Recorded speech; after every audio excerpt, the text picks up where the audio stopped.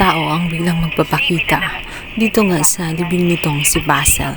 Ito nga ay si Inigo Morales, ang pakilala ni Beatrice dito kay George. Isa itong kaibigan nitong si Basil. Ngunit ang ipinagtatakang naman nitong si George, bakit hindi man lang nabanggit ni Basil ang tungkol kay Inigo? Hindi kaya si Inigo na karelasyon nitong si Basil? Siya ang narinig noon ni Sam kung saan may kausap itong si Basil. Dahil ang kanyang asawa ay may pagkabakla nga ito. Kitang-kita naman sa kilos nga nitong si Basil. At kung maglakad ay talagang hindi siya tunay na lalaki. Sa kabilang banda, hindi lang yun ang magiging problema nitong si George, sapagkat magpapakita din ang pakilala ni Beverly. Siya ang naging karelasyon nitong si Basil. Buntis siya at ipinapaako niya kay Basil.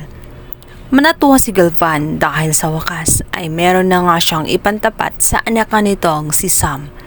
Ngunit hindi natutuwa itong si George dahil mawawalan siya ng saysay, lalong-lalo na't wala siyang naibigay na anak dito kay Basil. Galit na galit si George at may hinala siya na siya ang nagpadala ng retreat sa kanya kung saan gusto na nitong mawala ang buhay niya dahil gustong-gusto na niya nga makasama itong si Basil. Suluhin itong si Basil at maging masaya sila bilang pamilya. Naatat umano ito na makatungtong ng Palacio State dahil buntis siya. Yun siguro ang motibo kaya't malakas ang kanyang kutob na eto nga daw si Beverly ang nag-utos o naglason dito kay Basil. Ang hindi alam nitong si George, eto nga si Beverly ay nobya lang naman itong si Inigo. Si Inigo ang tunay na karelasyon ng kanyang asawa dahil nga si Basil ay bakla. Team na plano si Inigo dahil gustong-gusto niya makuha ang kayamanan nitong si Basil. Kaya gagamitin niya ang kanyang kinakasama na itong si Beverly.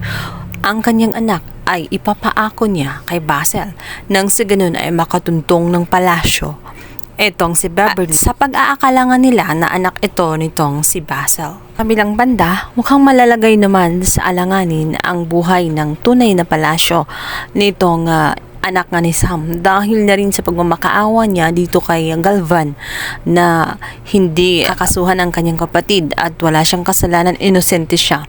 Subalit hindi naniniwala si Galvan at sinabi nito kay Sam na magdusa siya sa kulungan at pagbayaran niya ang ginawa niya kay Basil.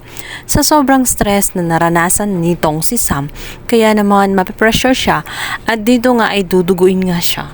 Makukunin nga kaya si Sam at mapapalayas na nga ang kanyang pamilya sa loob ng palasyos. Kaabangan sa lalong umiinit na tagpo ng Widow's War.